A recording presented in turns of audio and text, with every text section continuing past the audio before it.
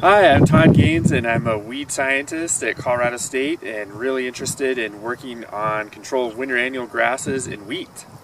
Hi, and I'm Eric Westra. I'm a research associate in our weed science program at CSU, and have conducted a lot of field trials with the CoAXium wheat production system these last 4 years. So we've been working both, of course, for years with the Clearfield production system using Beyond or Amazamox for winter annual grass control. And more recently, we have the addition of the CoAXium wheat production system, which uses aggressor herbicide with a different trait, the CoAXium trait, in wheat. And a similar idea that you're getting selective control of winter annual grasses like feral rye, jointed goatgrass, and downy brome. Of course, Beyond in the Clearfield system is a group 2 herbicide, Amazamox, which inhibits the ALS enzyme. And CoAXium is a different mode of action. Aggressor herbicide is quizalofop, which is a group 1 herbicide and ACCase inhibitor, specifically controls grasses. And what we'd like to show you today is some of that work, in particular on control of feral rye with aggressor. So you can see we're standing out here in the field at Ardac South.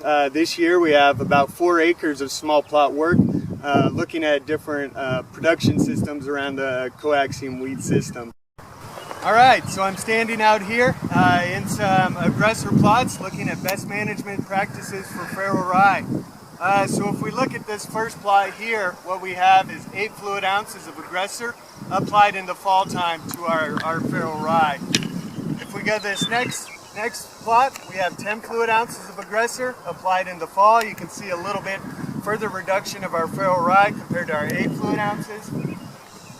And here we have 12 fluid ounces of feral rye, again applied in our fall time application. This next plot here, you can see a much cleaner plot. What we did is applied 8 fluid ounces of aggressor in the fall, followed up by 8 fluid ounces of aggressor in the springtime. And you can see that level of control as well too.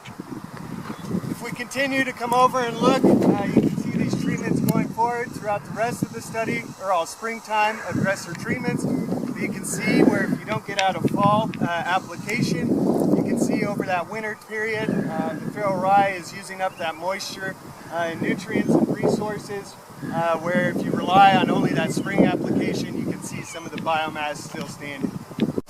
A really important point to keep in mind with the wheat production systems for CoAXium and Clearfield is the stewardship, and in particular the resistance management. So both systems have a great suite of recommendations and stewardship practices to help ensure that the technology remains useful and helps protect your profitability for years to come. One thing that we've been monitoring is both baseline resistance to aggressor herbicide, and in the surveys we've conducted over several years in the state of Colorado, we have not found resistance to aggressor in feral rye, downy brome, or jointed goatgrass, which makes sense. There hasn't been any selection pressure with aggressor in the past. We're also monitoring and continuing to monitor for resistance to Beyond. We haven't found resistance in the state in downy brome or jointed goatgrass, but we have found 2 resistant populations of feral rye resistant to Beyond.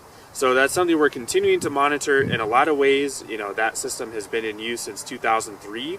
So it shows the value of the stewardship practices that have been in place, respecting those rotations, not overusing the product, getting good control in the fallow period, using alternative modes of action, particularly glyphosate on these winter annual grasses. And so it's really something we want to keep on top of, and you can refer to the field day booklet as well as the CoAXium literature for more details on those stewardship practices. But then it kind of speaks to some of the research we've been doing on integrated management practices as well. Yeah, so in addition to using both the CoAXium and Clearfield wheat production system for resistance management in these winter annual grasses, we're also doing quite a bit of work on the concept of harvest weed seed control. So we've done a lot of preliminary work with feral rye, downy brome, and jointed goatgrass, looking at seed retention at the time of wheat harvest. And what we've seen is when we harvest our wheat, that a lot of these weed seeds still have seeds on the plants themselves.